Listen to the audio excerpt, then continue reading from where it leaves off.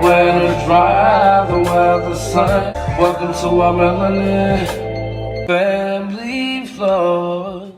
What is up, you guys? Welcome back to my channel. If you're new here, hey, how you doing? I'm Melanin and this is Melanin Family Vlogs. And on this channel, we do a whole lot of, as you can tell by the title of this video, this is like a quick life update video. I haven't posted a while per usual on this channel. And I just felt like I needed to do a quick life update. I need to do some debriefing. I need to get some things off my chest. So why not post a video on YouTube? I don't know if I said this. If you're new here, make sure you comment, subscribe, and turn on your post notifications so you can be notified every time I consistently upload on this channel. But anyway, let's get into this video. The last time I posted on this video, I did a prank on my family. It was kind of a flop. I did a pregnancy prank on my husband and my youngest daughter. They were unhappy. If you haven't checked that video out, that video will be linked in the description box below. Check it out. It was pretty funny. But prior to that video, I posted another life update video, and during that video I posted that I had a seizure, and they thought it was just because I fell off my bed and that the cause of me hitting the floor caused me to have a seizure. Well, unfortunately that wasn't the case. I actually had another seizure, and since like 30 days to the day I had another seizure. So after I had that seizure, I went back to the hospital by ambulance. Paramedics picked me up, and I was taken to the hospital, and this time they put me on meds. They gave me an IV of anti-seizure meds, and then they gave me a prescription that I have to take daily of anti-seizure meds. I have to see a neurologist here coming up in a couple of weeks. Thankfully, I have not had a seizure in over 30 days since I've been on these meds. Sometimes women have seizures like due to like their hormone changes when they have their cycle. I guess it's pretty common for it to happen to women, especially when they're going through like the premenopause stage, which I shouldn't be because I'm kind of young. So that is what is going on with that. I kind of made this video because today is Memorial Day. I'm going to actually upload this video today, so happy Memorial Day to you all. I'm going to try to make this video brief. But as I was sitting at the table eating my French toast sticks, I was thinking, and when something like this happens to people, it puts your life in like perspective, because what if it turned out differently? You know what I mean? So you start thinking about all the what ifs. And so more recently, I've just been thinking about the what ifs and things that I could do different, things that I need to change in my life, and what's the lesson that God is trying to teach me from all of this. And I feel like I've been living so long trying to achieve wealth, as we all want. You know, we all want to be rich. We all want to be financially stable. We all want to be wealthy. But during these times, and while I've been trying to obtain this success and the wealthiness and being rich, I've let life pass me by. You know, like I've never missed like pivotal moments in my kids' lives. I never missed major milestones in immediate family lives. But it's the small things that I've missed or pushed to the side to continue doing what I'm doing in order to obtain wealth.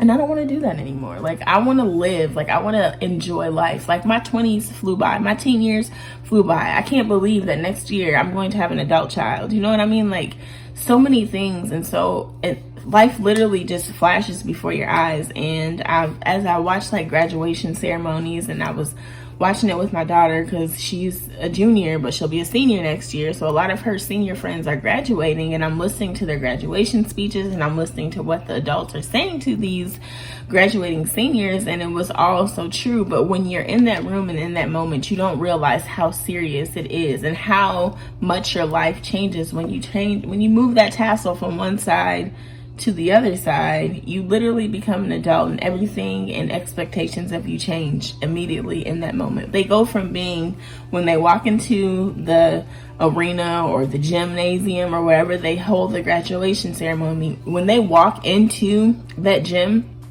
they're still kids. When they leave that gym, they're considered adults. And it's just like so much has happened from the time that I walked out of that gym to this moment, you know what I mean? And I didn't appreciate life like I should have. I just expected to be here until my 80s, and I just expected things to be the same until I grew old, and you know what I'm saying? And I was talking to my dad, and once again, if you don't know, if you're new here, my dad is serving a life sentence. I was talking to my dad, and he was telling me that he's going through some things in his life right now, you know, like he's trying to get a appeal on his case, and he's just going through things in his life. Talking to my dad and his sister. My dad's mom passed away when they were kids, so it's my dad, he's the oldest. I have an aunt who's a middle child, and then I have another aunt who's the baby girl. Unfortunately, my youngest aunt is sick, and my dad was just talking to me about her being unhealthy. And I was just saying to my dad, you know, he was asking everybody how they were doing, you know, how's my grandma doing, how's his other sisters doing. And I had to ask him, I'm like, Dad, you know, how are you doing? Like, has anybody asked you how you're doing?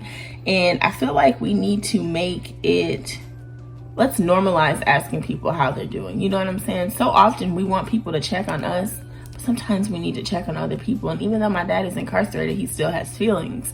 And my dad's not a very emotional person, but when I said that to him, he began to get emotional, which touched me, you know what I mean? Because once again, we just I don't know, like this pandemic is just put things into perspective. These seizures have put things into perspective for me. And I don't know if it's just because I'm getting older and things are becoming like, oh man, I should have done this and I should have did that. Or it's just life. You know, sometimes life just comes at you, you know what I'm saying? And you're just not in control of anything, and you just have to sit back and let life play life. You feel me?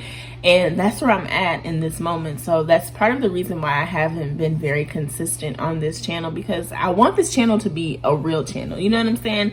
I did pranks, you know, I did some challenges, but I want this to be a place where I can come release everything that's going on in my life, release my emotions, tell you guys like what the hell is really going on in my life. You know what I'm saying? Like, if y'all have no clue the amount of things that me personally that I go through.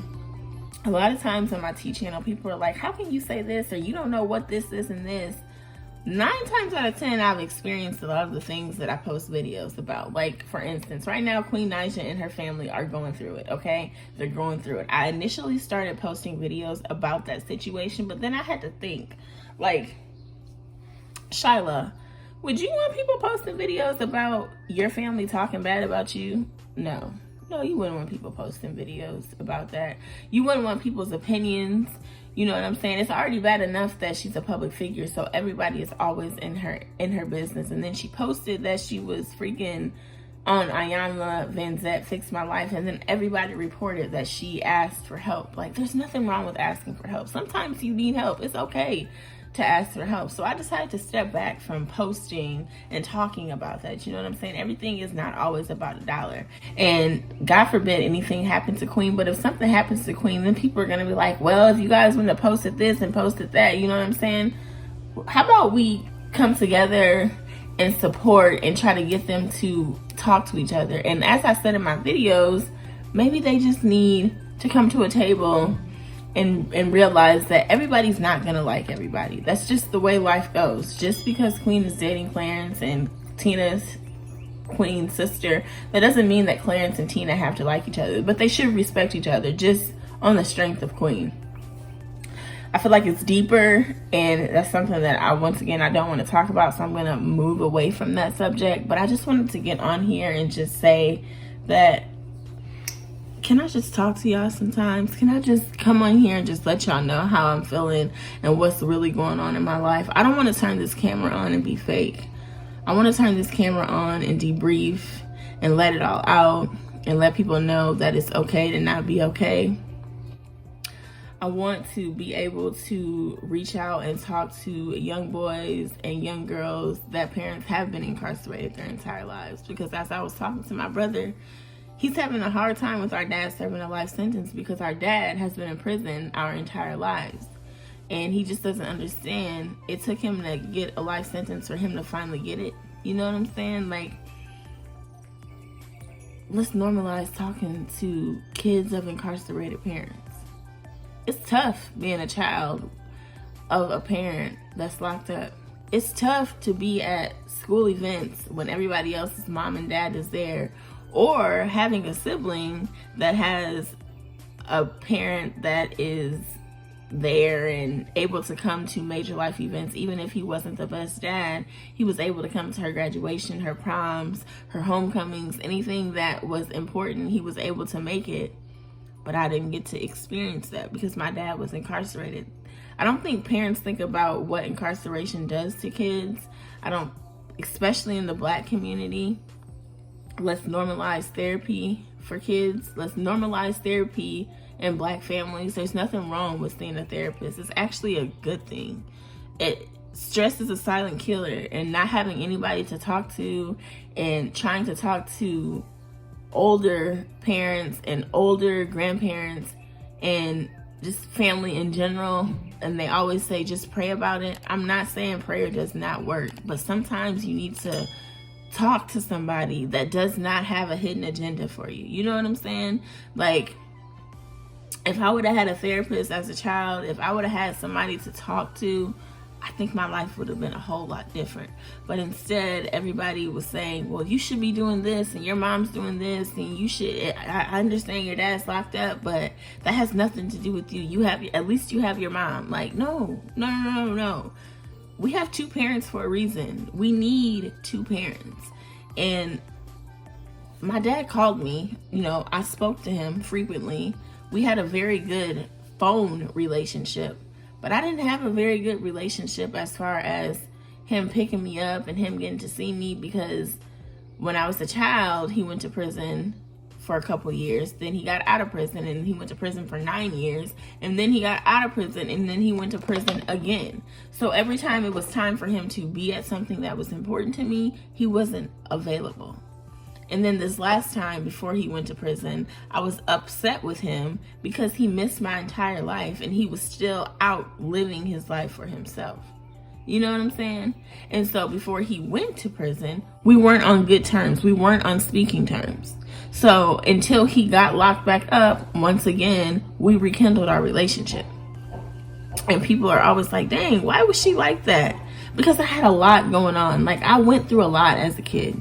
And I'm going to use this platform, and I'm going to start posting videos on this platform about things that I experienced, so people can so kids and adults and other people that went through the same things, that were raised by single moms, can relate. You know what I'm saying? I had to grow up faster because my mom needed me to help her raise my sister.